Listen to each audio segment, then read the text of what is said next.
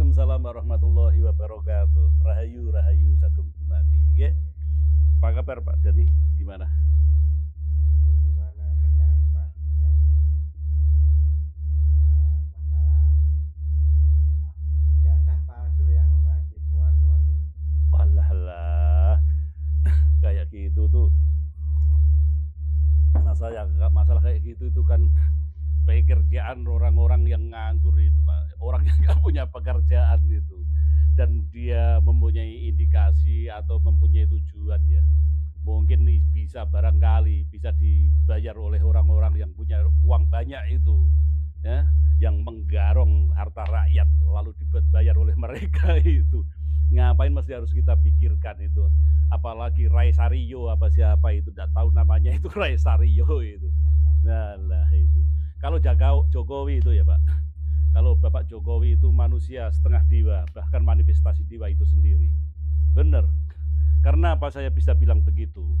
Waktu tahun 2000 di era zaman Gus Dur menjadi presiden, itu saya menjadi drive pariwisata, lalu saya ditugaskan untuk menghantar mereka dari bapak-bapak dan ibu-ibu dari Provinsi Irian Jaya untuk berkunjung di Pulau Jawa ini.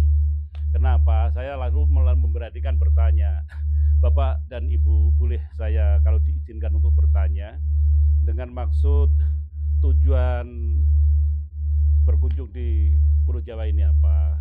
Begitu. Lalu beliau menjawab, Pak Pur, tahukah ini? Kalau transportasi di sana itu hanya satu, lah itu udara, yaitu pesawat terbang. Jadi lewat udara nggak bisa, laut juga nggak bisa. Satu-satunya transportasi adalah pesawat terbang. Jadi saya mengambil, itu pegawai kecamatan itu sudah bilang, saya mengambil salary, mengambil gaji bulanan itu, setiap 3 bulan ngambil gaji itu ya pesawat Pak. Jadi orang Irian Jaya itu pakai pesawat itu hal biasa. Pak Pur tahu kalau semen itu naiknya pesawat, bahan baku dan sembako itu naiknya pesawat, waduh bisa berkali-kali lipat itu Pak. Iya betul. Pak Pur, semen harga di sini pada tahun 2000 itu ya, berapa Pak Pur? 21.000 Pak. Oh, kalau di sana naik pesawat mungkin Pak Pur, nganu Pak, bisa 10 kali lipat. Paling murah di sana Pak Pur. Semen di sana itu 750.000. Bensin dan solar itu bisa 100.000 kadang-kadang. Aduh, alah mah. Gila itulah Pak Pur. Pak Pur pernah ke Irian? Ya, belum Pak. Kalau pulau-pulau di Nusantara di Indonesia ini sudah saya kelilingi, hanya Irian yang belum, tapi sampai di Merauke itu saya udah, alhamdulillah udah pernah sampai sana. Ya nanti Pak Pur kalau ada waktu coba ke Irian Jaya sana saya. Jadi itulah Pak Pur, dan kami datang ke Meri agar supaya bagaimana orang sana itu bisa membuat rumah orang seperti di Jawa sentris ini. Beliau mengatakan tuh sini Jawa sentris. Maklumlah ini Pak. Kecuali nanti Pak Pur ya, kalau ada seorang pemimpin yang mampu bisa membuat infrastruktur di Irian Jaya sana. Nah, kalau kita lihat kekayaan Indonesia sekarang ini, dibuat bangun infrastruktur di Irian Jaya, belum 25%-nya itu kekayaan Indonesia udah habis. Karena saking sulitnya medan di sana. Aduh, kecuali Pak Pur, nanti ada seorang pemimpin yang dimana itu Tuhan atau malaikat atau dewa itu manifestasinya menjadi manusia, itulah yang kami harapkan. Nah, ini di era pemerintahan Jokowi, saya takjub lihat video-video yang tentang infrastruktur di Irian Jaya itu. Ada apa Trans Irian Jaya itu, Masya Allah, saya takjub, merinding saya.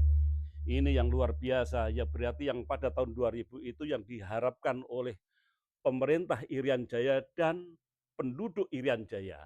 Maka itu yang dianggap bahwa nanti akan datang manusia setengah dewa atau manifestasi dewa itu sendiri. Itulah saya katakan, berani untuk saya mengatakan seperti itu. Jadi kalau istilahnya Jokowi dibilang aduh ijazah palsu, maaf ya, Rasul Nabi Muhammad SAW tidak punya ijazah, tidak punya sekolah, dipercaya oleh dunia. bahkan menjadi orang, masya Allah, yang sangat hebat memimpin di dunia ini. Jokowi, maaf bukan membandingkan ya saya. Jadi itulah umat Allah dan umat Rasulullah yang sesungguhnya mampu merealisasi seperti itu. Ibda pada Rasul Muhammad. Jadi aku kenali daerah-daerah dimanapun dari ujung ke ujung agar bisa pemerataan namanya apa keadilan sosial bagi seluruh rakyat Indonesia ini biar sama-sama merasakan. Enggak disebut sama Bapak-bapak Irian tadi hanya di Pulau Jawa sentris ini atau yang lain itu enggak. Jadi biar sampai pemerataan di Irian Jaya sana sebagaimana terbitnya matahari dari timur itu bisa membahana semua di situ kan. Terus kalau masalah Jokowi dibilang kafir, dibilang tidak punya ijazah, aduh itu mah orang yang punya ini ada terindikasi atau orang punya tujuan saja. Jadi tidak ada istilahnya apa murni, itu aja orang kecewa saja yang berkuar-kuar seperti itu tidak ada. Coba ya kita bayangkan, kalau Jokowi, maaf Bapak Jokowi itu tidak mengenal ketauhidan yang tinggi, beranikah beliau akan tidur di apa Kabupaten Duga? Maaf, coba orang Indonesia suruh ngacung atau yang berani di sana. Gak akan berani pada waktu itu.